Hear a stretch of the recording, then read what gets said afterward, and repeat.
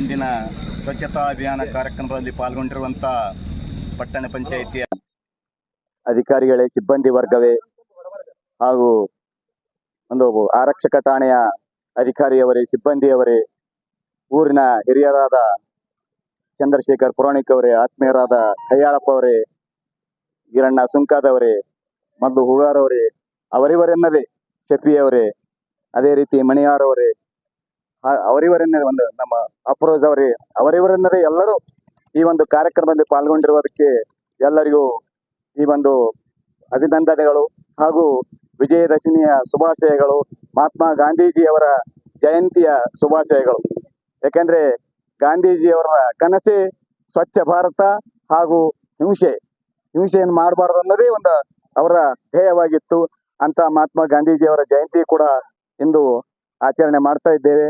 ಈ ಒಂದು ಸ್ವಚ್ಛತಾ ಅಭಿಯಾನ ಬರೀ ನಾವು ಆಚರಣೆಯಲ್ಲಿ ತರದೆ, ಒಂದು ಬರೀ ತೋರಿಕೆಗಾಗಿ ಮಾಡದೆ, ಎಲ್ಲರೂ ಕೂಡ ನಮ್ಮ ಮನೆ ಮುಂದಿನ ಕಸಗಳನ್ನು ನಾವು ಸ್ವಚ್ಛ ಮಾಡ್ಕೋಬೇಕು. ಮತ್ತು ಅದೇ ರೀತಿ ಸಿಬ್ಬಂದಿ ಕೂಡ ತಮ್ಮ ಬರೀ ಯಾವುದೋ ಓಣಿಯಲ್ಲಾಗಲಿ, ಕೆಲವೊಂದೇ ಮುಖ್ಯ ರಸ್ತೆಗಳನ್ನಲ್ಲಾಗಲಿ ಈ ಕಾರ್ಯವನ್ನು ಮಾಡದೆ ಇಡೀ ಪಟ್ಟಣದ ತುಂಬೆಲ್ಲ ಕಾರ್ಯ ಕೈಗೊಳ್ಳಬೇಕಂತ ಹೇಳಿ ಈ ಒಂದು ಸಮಾರಂಭದಲ್ಲಿ ನನಗೆ ಮಾತಾಡಲಿಕ್ಕೆ ಅವಕಾಶ ಕೊಟ್ಟಿದ್ದಕ್ಕಾಗಿ ಎಲ್ಲರಿಗೂ ಅಭಿನಂದನೆಗಳು.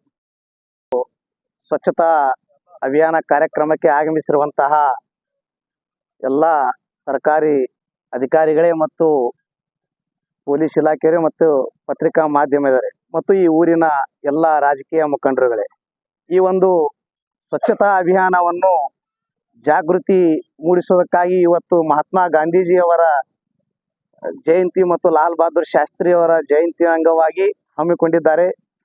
ಸ್ವಚ್ಛತೆ ಅಂದ್ರೆ ಏನಂದ್ರೆ, ಇವತ್ತು ನೀವು ಏನಪ್ಪಾ ಹಲವಾರು ರೋಗಗಳನ್ನು ಬರ್ತಾ ಇದ್ದಾವೆ. ಯಾಕೆ ಬರ್ತಾ ಇದೆ? ನಾವು ಸ್ವಚ್ಛತೆ ಕಾಪಾಡಲಾರ್ದಕ್ಕೆ ಇವತ್ತು ರೋಗ ರುಜಿನಗಳನ್ನು ಬರ್ತಾ ಇವೆ. ನಾವೆಲ್ಲರೂ ಏನಪ್ಪಾ ಸ್ವಚ್ಛತೆಯನ್ನು ಕಾಪಾಡಿಕೊಳ್ಬೇಕು ಮತ್ತು ಬೇರೆಯವರಿಗೂ ಕೂಡ ಸ್ವಚ್ಛತೆ ಬಗ್ಗೆ ಅರಿವು ಮೂಡಿಸೋ ಸಲುವಾಗಿ ಇವತ್ತಿನ ಈ ಜಾಥಾವನ್ನು ಹಮ್ಮಿಕೊಂಡಿದ್ದಾರೆ.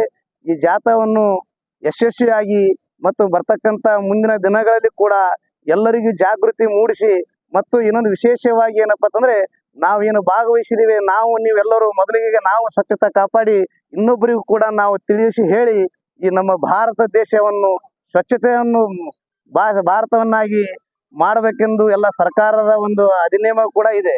ಅದಕ್ಕಾಗಿ ನೀವು ಸ್ವಚ್ಛತೆ ಕಾಪಾಡಿ ಮುಂದಿನ ರೋಗ ರುಜಿನಗಳಿಗೆ ಅಂಟಿಕೊಳ್ಳಾರ್ದಂಗೆ ನಾವು ಇರೋಣ ಅಂತೇಳಿ ಈ ಸಂದರ್ಭದಲ್ಲಿ ಹೇಳುತ್ತಾ, ಇಲ್ಲಿ ನನಗೆ ಮಾತನಾಡಲಿಕ್ಕೆ ಅವಕಾಶ ಮಾಡಿಕೊಟ್ಟಿರುವಂತ ತಮಗೆಲ್ಲರನ್ನು ವಂದಿಸುತ್ತಾ ನನ್ನ ಎರಡು ಅನಿಸಿಕೆಯನ್ನು ಮುಕ್ತಗೊಳಿಸ್ತೇನೆ. ಜೈ ಹಿಂದ್, ಜೈ ಭಾರತ್. ಎಲ್ಲರಿಗೂ ಗಾಂಧಿ ಜಯಂತಿಯ ಶುಭಾಶಯಗಳು.